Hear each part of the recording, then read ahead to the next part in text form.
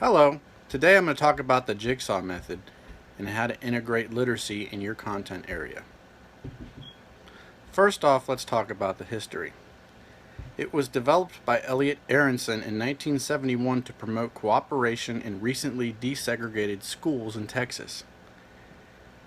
It allows students to critically think and interact with a text closer than an instructor-led lecture. It allows students to grasp more sophisticated texts. So here's how JigSaw works.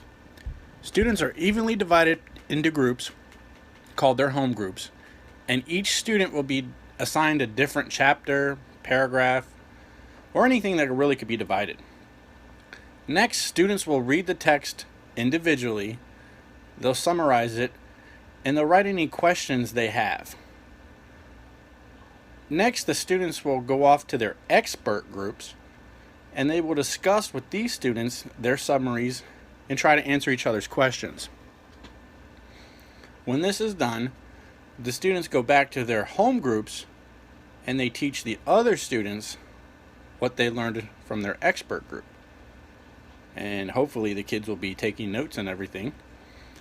And here it is modeled. Alright, the steps are this. Students meet in their home groups and they read a chunk of the assignment. They read notes, write questions, and so on and so on. They break off into their expert groups and they summarize the text to each other, answer questions, and write that down. They go back to their home groups and teach the members about the chunks that they were assigned. And at all stages of the JigSaw method, the teacher should be walking around and helping facilitate any discussions, or you know how sometimes students get where they don't understand. So it's your job as the teacher to go to that table and be like, hey guys, what's going on? And try to get them to do the assignment correctly. Now here it is visually. Now for JigSaw to work, you have to have divisible amount of students. So like if you have 25 students, you could break it off into 5 groups of 5, or 24 students, you could either do 4 groups of 6 or 6 groups of 4 or whatever. Sometimes having that odd person, especially if you have a severe IEP in your classroom, you could sometimes pair that person up. Like in this slide right here, I have the yellow people or green people, blue people, red people. What you can do is like pair that person up with someone that that they'll work well. But here it is. So I just did this for simplicity's sake. I have 4 groups of 4, so 16 students. Let's use an example of slope, and there was 4 standards in slope. I could have the students identify y equals mx plus b. One student be able to define whether or not the slope is additive or proportional. Another student could determine the rate of change, and finally one student could find a proportional relationship if one exists. So have these students sitting the way they are, and they'll be given index cards in my case and what they need to look for, and they'll go through there and read everything they need to know, become experts in the material, or if they don't understand something, ask a question. Now they'll be released to their expert groups.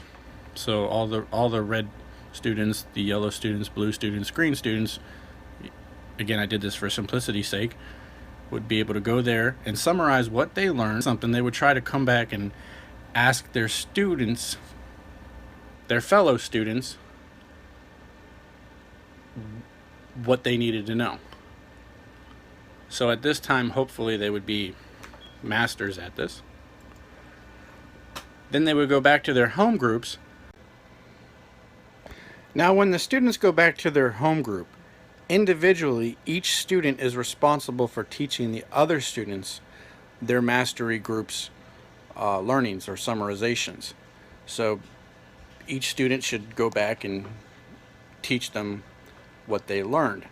Ideally, the student should be taking notes from what the other students are teaching them, because I've seen 2 methods where one, they'll integrate a summative assessment at the end of a JigSaw lesson and grade them individually to see where the students, where they've learned or what they haven't.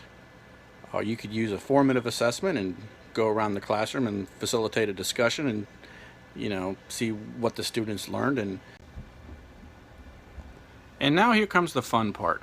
How can you apply this to your content area? Now, I didn't list every content area out there. Use the most popular ones. If I missed your content area, I'm sorry. But first off, with science, you could differentiate the instruction, divide the instructions into like clouds. I know there's like 5 or 6 different type of cloud patterns, and you could make those cloud patterns divided into groups and have each student learn each characteristic and trait of those cloud patterns and go back to their home group. Periodic table. You could do many things with this. You could divide that several different ways.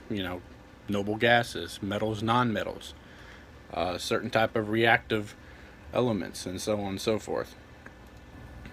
Language arts. Different styles of writing. You could divide it up on short stories. So each student is responsible for a short story, goes to their mastery or expert group, discusses it, comes back to their home group. You could do it with poems. It works really good with larger chapter books. Let's say you're trying to get through the first half of a book, and you want to get through the first 5 chapters or 6 chapters, or however.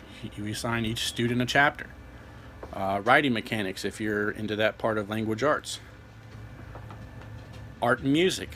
You could read biographies on these different type of artists. You can compare pictures and works of art. Each picture means something different to someone else, but you could study segments of music, or you can do certain aspects of the art. Now, the easiest one I think you could apply this to would be history. There's a myriad of different things you could use. You could divide a whole time period up and have one student focus on the wars, another one on the politics, one on social issues, one on economics. It's endless what you could do with Jigsaw and history. You could use the different styles of government. You can compare and contrast the executive, legislative, and judicial branches of government. Just use your imagination. Math. The way I did it in mine, I did a slope, and there are 5 standards for SOL 710, which is slope.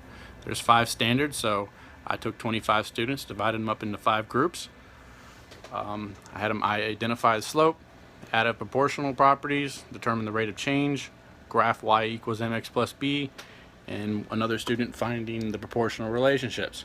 I would use that as a kind of a keystone lesson right before a test where they could review and hopefully learn everything. I could have them solve word problems. The biggest problem with math is turnaround phrases. Less than, changes the direction of what's being subtracted, added, multiplied, or divided by. And those are things that they have to look for is, turnaround phrases, and the word is. What's the difference between an equation and an expression? All those things. You could learn properties. And finally, we can do research on famous mathematicians. I hope you guys enjoyed this, and thank you very much for watching.